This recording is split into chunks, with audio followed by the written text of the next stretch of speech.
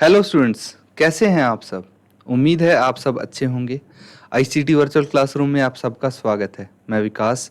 बच्चों, class 7th का हम मैथ्स करने जा रहे हैं। चैप्टर जो हम करेंगे लाइंस एंड एंगल्स। तो उसी चैप्टर के हम सबसे पहले बेसिक कॉन्सेप्ट्स कवर करेंगे, उसके बाद आगे उनके आधार पे कुछ क्वेश्चंस करने वाले हैं। तो चलिए चलते हैं स्मार्ट बोर्ड पे, स्टार्ट करते हैं चैप्टर। तो बच्चों, थॉट फॉर द डे आज का है focus on where you want to go, not on what you fear. तो ये थॉट है बाय एंथोनी रॉबिन्स। तो इसका मतलब बच्चों कहना चाहता है ये कि focus on where you want to go, कि जो आपको करना है, जो आप करना चाहते हैं उस चीज़ पे फोकस करना चाहिए आपको। यानी जो आप करेंगे उस चीज़ पे फोकस करिए।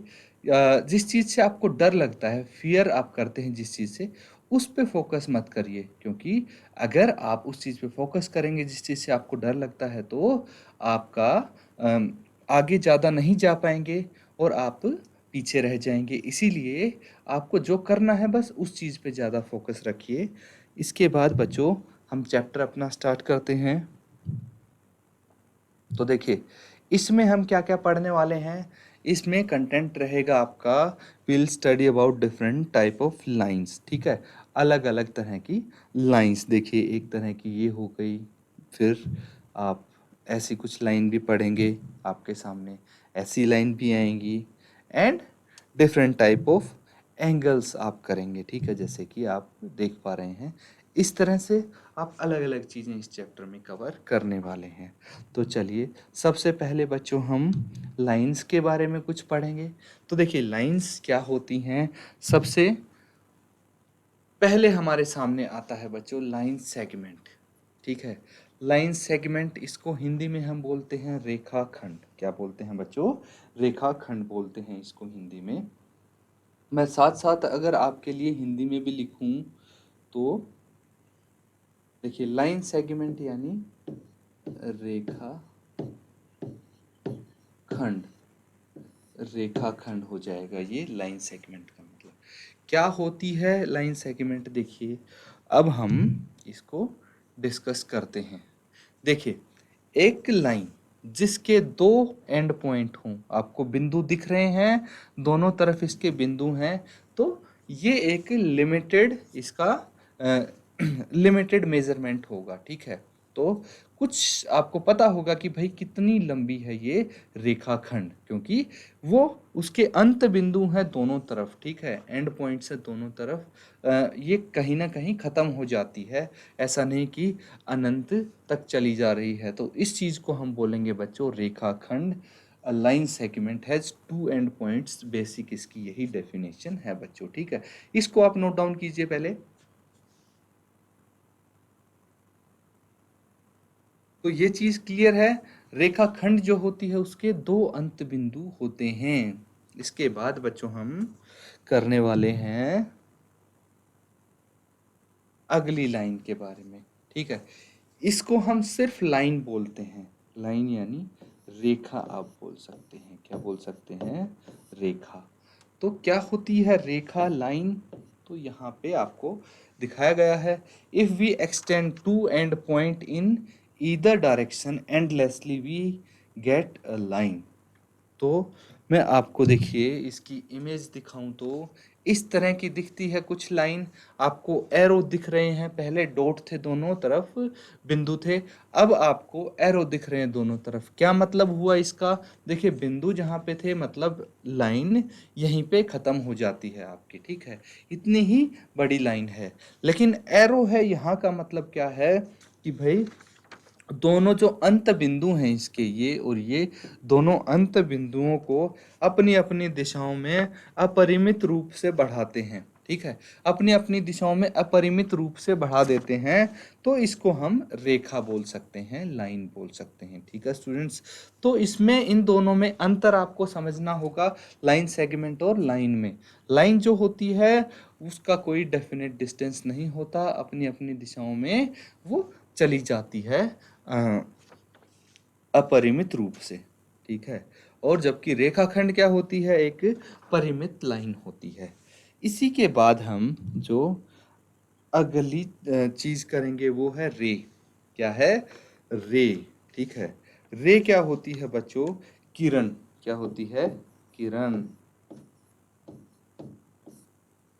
किरण होती है। आपने सुना भी होगा कि भाई सूरज की किरणें आ रही हैं। क्या होती है किरण? देखिए, ये कुछ इस तरह से होती है किरण। अब इसकी बच्चों एक अंत बिंदु होती है। ठीक है, ये आप यहाँ पे बोल सकते हैं कि दो अंत बिंदु होती हैं रेखाखंड की, लाइन सेगमेंट की। तो लाइन के टाइम पे तो दोनों अंत बिंदुओं को अपरिमित रूप से बढ़ा देते हैं अपनी अपनी दिशाओं में। लेकिन जब रे की बात आती है, किरण की बात आती है, तो उसका एक अंत बिंदु होता है।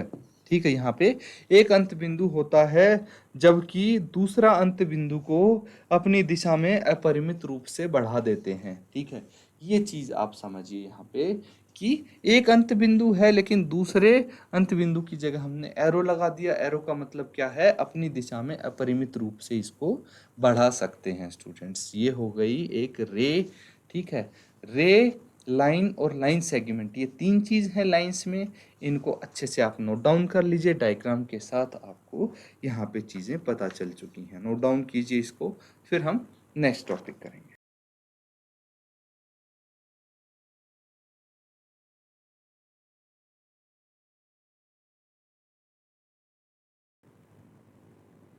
तो स्टूडेंट्स, सबने नोट डाउन कर लिया ये? नेक्स्ट हम करते हैं एंगल्स के बारे में। ठीक है, तो अब हम पढ़ेंगे angles. There are various types of angle. अलग अलग प्रकार के कोण होते हैं। तो कौन से कोण होते हैं देखते हैं। सबसे पहले आता है बच्चों एक्यूट एंगल के बारे में हम पढ़ेंगे। एक्यूट एंगल क्या होता है, ये चीज जानिए। एक्यूट एंगल बच्चों यानी न्यून कोण, इसको हम बोल सकते हैं न्यून कोण। ठीक है, न्यून कोण क्या होता है स्टूडेंट्स? देखिए,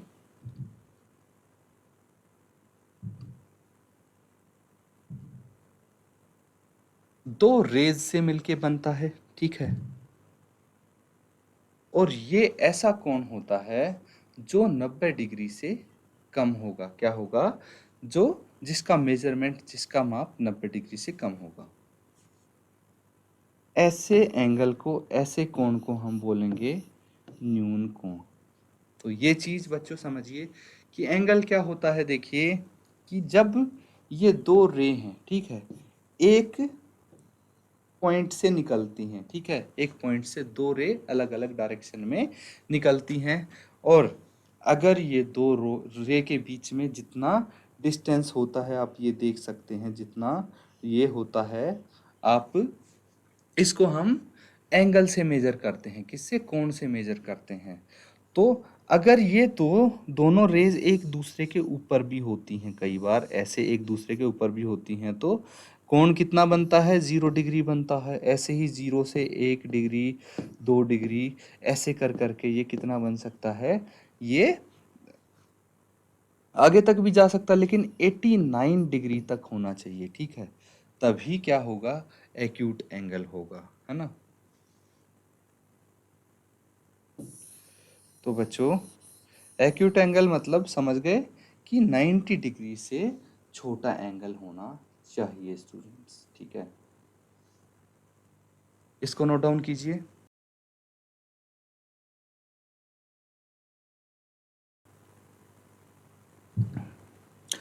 नेक्स्ट एंगल है बच्चों राइट एंगल। क्या है? Right angle. इसको हम बोल सकते हैं समकोण। क्या बोलेंगे इसको?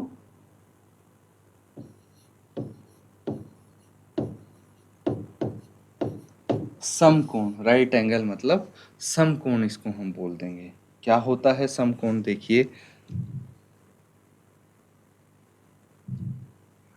एक रे दूसरी रे के परपेंडिकुलर जब होती है, तो इसको हम समकोण बोलते हैं, राइट एंगल बोलते हैं। ठीक है, इनके बीच में कितना कोण बनता है, 90 डिग्री का कोण बनता है इन दोनों रेज के बीच में, इसीलिए ये राइट एंगल हो जाता है, समकोण हो जाता है।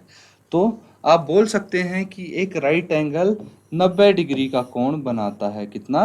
90 डिग्रीज होता है राइट एंगल। नोट डाउन कीजिए इसको।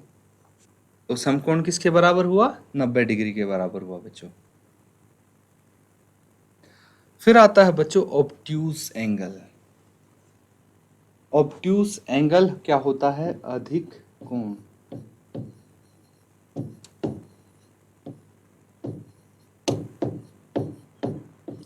ऑब्ट्यूज एंगल यानी अधिक कोण हो गया।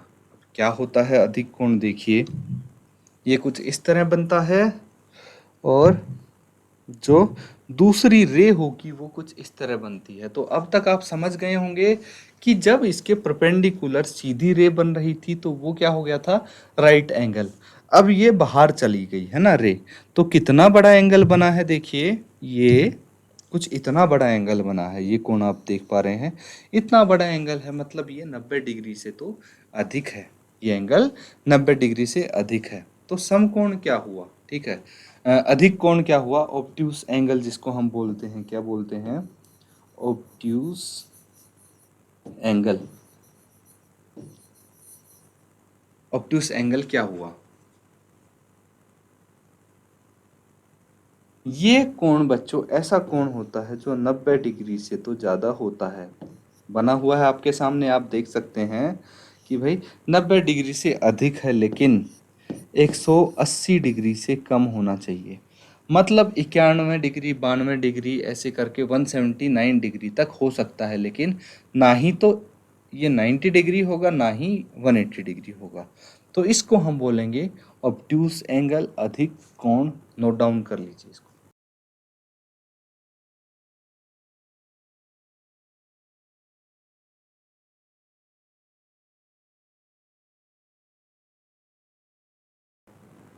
अब बच्चों इसके बाद आता है स्ट्रेट एंगल। स्ट्रेट एंगल इसको क्यों बोलते हैं, सब चीज़ हम डिस्कस करेंगे।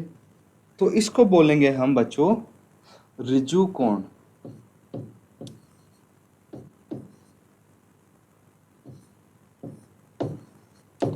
स्ट्रेट एंगल, ऋजु कोण क्या हो जाता है बच्चों? ये इसको समझेंगे।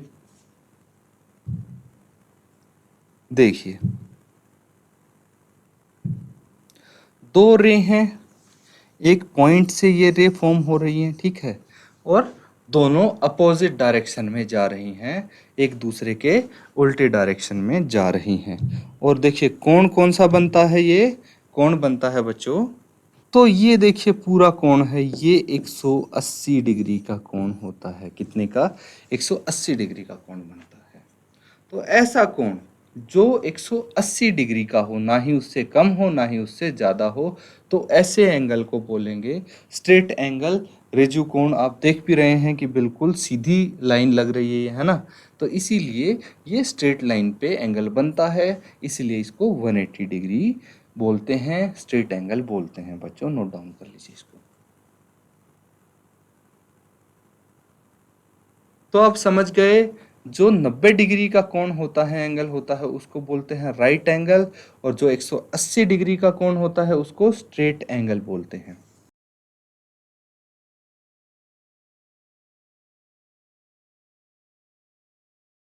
इसके बाद बच्चों जिस एंगल के बारे में हम करने वाले हैं वो है रिफ्लेक्स एंगल। रिफ्लेक्स एंगल यानी बच्चों क्या होता है? देखिए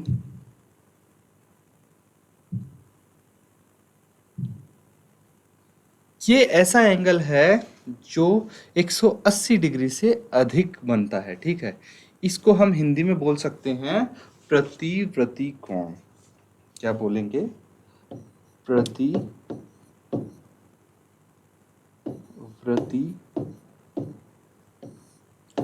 कोण। प्रतिवर्ती कोण मतलब रिफ्लेक्स एंगल हो जाता है बच्चों, ठीक है।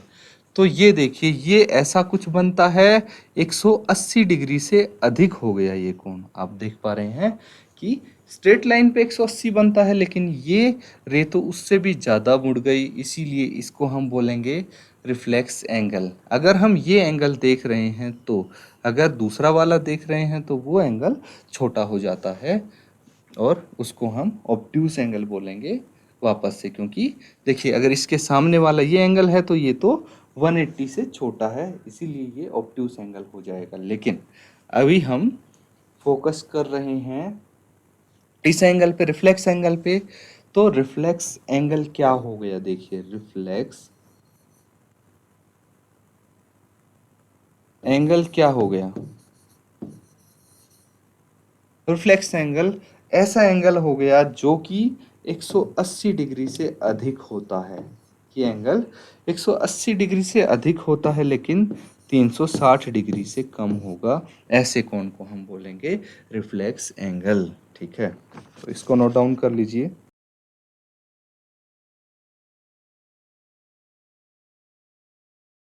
अब बच्चों, नेक्स्ट जो आपका एंगल आता है वो होता है कंप्लीट एंगल। इसको हम क्या बोलते हैं, कंप्लीट एंगल। हिंदी में बोल सकते हैं संपूर्ण कोण। संपूर्ण कोण, इसको बोलेंगे संपूर्ण कोण। बच्चों क्या हो गया संपूर्ण कोण, देखिए मैं आपको यहाँ पे डायग्राम के हेल्प से समझाता हूँ। ये एक रे है, वाइट कलर की रे, सफेद कलर की रे आपको दिख रही है, ठीक है। तो ये एक रे हो गई। अब एक और रे इसी के ऊपर आ गई, ठीक है, रेड कलर की रे, रेड कलर से इसको रिप्रेजेंट कर दिया। तो दोनों रे क्या है, मैंने बताया था दो लाइन एक दूसरे के ऊपर आ जाती हैं, ठीक है। तो ये देखिए कोण कितना बनाती हैं, ये एंगल बनाती हैं पूरा एक 360 डिग्री। ये पूरा यहाँ से घूम के अगर यहाँ पे आएगा तो ये 360 डिग्री का कोण बनाती हैं, ठीक है। और जो कोण 360 डिग्री का हो उसको बोलेंगे कंप्लीट एंगल, संपूर्ण कोण। ऐसा क्यों बोलते हैं बच्चों, क्योंकि देखिए रे जो यहाँ से स्टार्ट हुई थी उसने पूरा एक सर्कल कंप्लीट किया, यहाँ से जाके 90 भी गई, 180 भी गई, 270 भी गई, और पूरा सर्कल कंप्लीट करके वापस से यहीं पे आ गई, जो कि 360 डिग्री का कोण बना देती है। इसलिए इसको संपूर्ण कोण बोला गया है। नोट डाउन कर लीजिए इसको। ये आपके डिफरेंट टाइप ऑफ एंगल्स होंगे जो आपको पता होना चाहिए स्टूडेंट्स, इसको नोट डाउन कीजिए।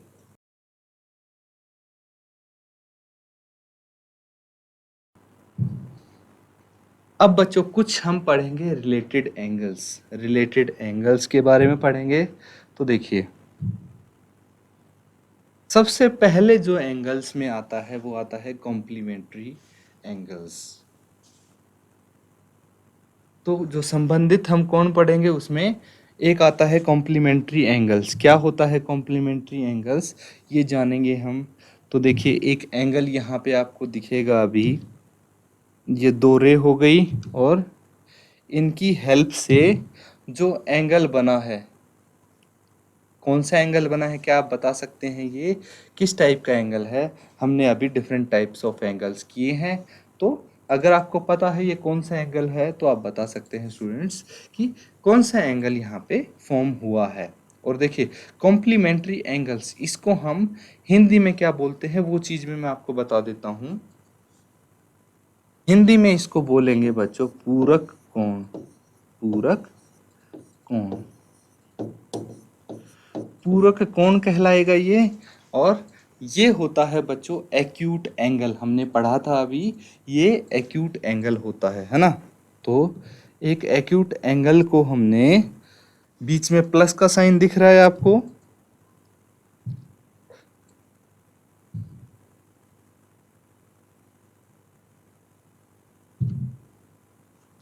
ये दो एक्यूट एंगल है यहाँ पे, ठीक है।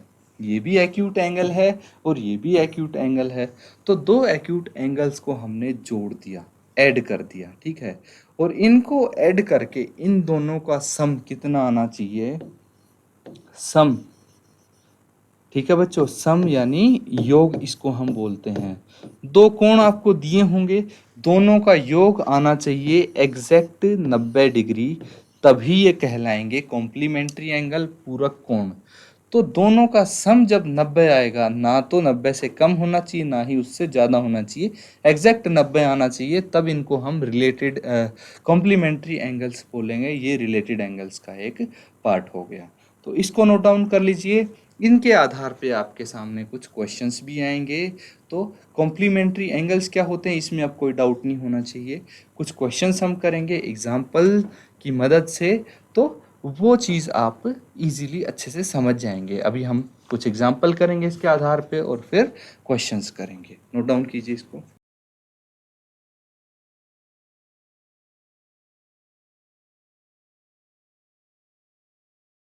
देखिए, अब अगर मैं बोलूं कि भाई ये कोण है 30 डिग्री का, ठीक है, क्या है 30 डिग्री का, और ये कोण है 60 डिग्री का, तो क्या ये दोनों कोण पूरक कोण है?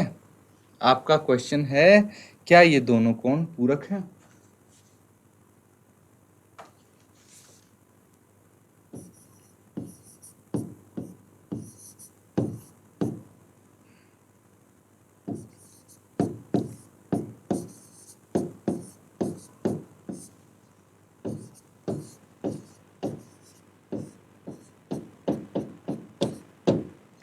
ये क्वेश्चन है, क्या ये दो कोण पूरक हैं?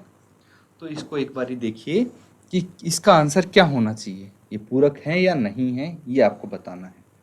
तो बच्चों यहाँ पे हम क्या करेंगे, दोनों का जोड़ कर देंगे, ऐड कर देंगे इन दोनों को। 30 डिग्री प्लस 60 डिग्री कितना होता है? 30 और 60 को अगर जोड़ेंगे तो 90 डिग्री होता है। और हमने क्या देखा था कि भाई अगर दो एंगल्स का जोड़ 90 डिग्री हो तो वो हो जाते हैं कॉम्प्लीमेंट्री एंगल्स, पूरक कोण। तो आपका आंसर होना चाहिए हाँ, ये क्या है, पूरक कोण है। नोट डाउन कर लीजिए इसको। बच्चों नेक्स्ट जो रिलेटेड एंगल्स का आपका टॉपिक आता है,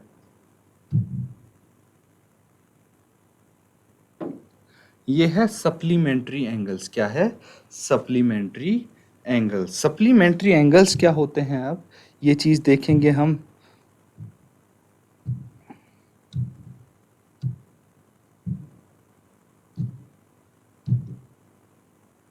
यहाँ पे भी हमने क्या किया है, दो एंगल्स को ऐड किया है, ठीक है। ये दिख रहे हैं आपको, दो एंगल्स को ऐड कर दिया, और इन दोनों का सम कितना होना चाहिए भाई?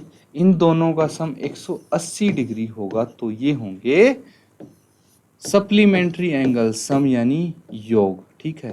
तो इन दोनों का योग 180 डिग्री होना चाहिए। तो सप्लीमेंट्री एंगल्स को क्या बोलते हैं हिंदी में बच्चों?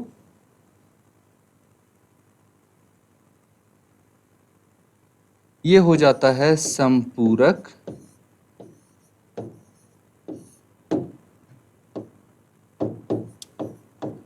समपूरक कोण, ठीक है। समपूरक कोण, दो एंगल्स आपको दिए हैं, तो इसमें बच्चों एक एंगल आपका एक्यूट हो सकता है और दूसरा ऑब्ट्यूस एंगल हो सकता है। दोनों को जोड़ेंगे तो ये सप्लीमेंट्री एंगल्स बनेंगे। तो इनके आधार पे काफ़ी सारे क्वेश्चंस आपके आ सकते हैं। तो मान लीजिए बच्चों, मैं एग्जाम्पल से आपको समझाता हूँ कि ये एक एंगल है जो कि आपका 70 डिग्री का है, ठीक है, और ये कोण है 110 डिग्री का।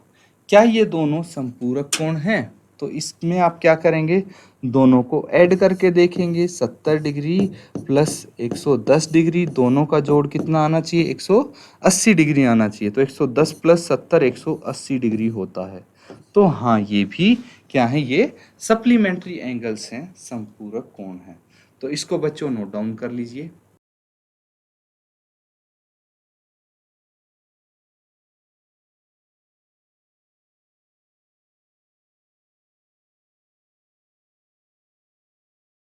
तो स्टूडेंट्स, आज हमने different type of lines and different type of angles के बारे में पढ़ा, सीखा हमने कि क्या क्या अलग अलग प्रकार के लाइंस और एंगल्स होते हैं। इमेजेस की मदद से हमने उसको देखा। उम्मीद है बच्चों काफ़ी इंटरेस्ट आया होगा आपको, काफ़ी मज़ा आया होगा पढ़ने में आज की क्लास में। तो बच्चों इनको रिवाइज ज़रूर करें घर जाके, इन्हीं के आधार पे आप पे आने वाले क्वेश्चंस आएंगे। इसी के साथ आज का सेशन ख़त्म करते हैं। Thank you and have a nice day.